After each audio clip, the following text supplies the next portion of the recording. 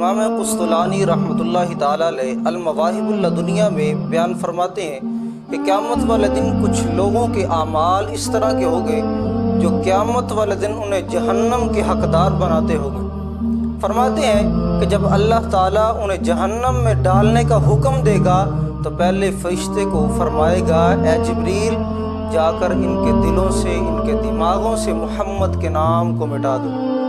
یعنی کہ جس بندے کو جہنم میں ڈالنے کا ارادہ فرمائے گا تو اس کو پہلے حضور کا نام بھلا دیا جائے گا، اس کے بعد جہنم میں ڈال دیا جائے گا۔ تو فرماتے ہیں کہ جب اللہ تبارک و تعالیٰ انہیں جنت میں ڈالنے کا ارادہ فرمائے گا تو جبریل کو فرمائے گا، جبریل جاؤ ان کو محمد کا نام سکھاؤ، حضور کا نام سکھاؤ۔ جب حضور علیہ السلام کا نام سکھا دیا جائے گا، جب وہ حضور کا نام پکاریں گے، حضور کا نام لیں گے تو اللہ تعالیٰ حضور کے وسیلے سے انہیں جہنم سے نکال کر جنت میں ڈال دے گا۔ فرماتے ہیں کہ نتیجہ یہ نکلا کہ جو محمد کو بھول گیا وہ جہنم میں گیا، اور جو محمد کو یاد کر گیا وہ جنت میں گیا۔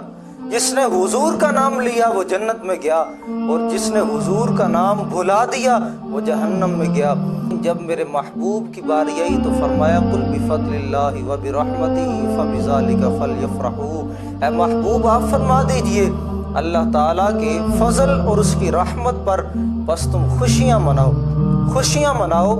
تو یہاں پر خوشیاں منانا اللہ تعالیٰ نے اپنے محبوب کی وجہ سے فرمایا ہے، لقد من اللہ علی المؤمنین اذ بعث فیہم رسولا، البتہ تحقیق میں نے اپنے محبوب کو تمہارے اندر بھیج کر احسان عظیم فرمایا۔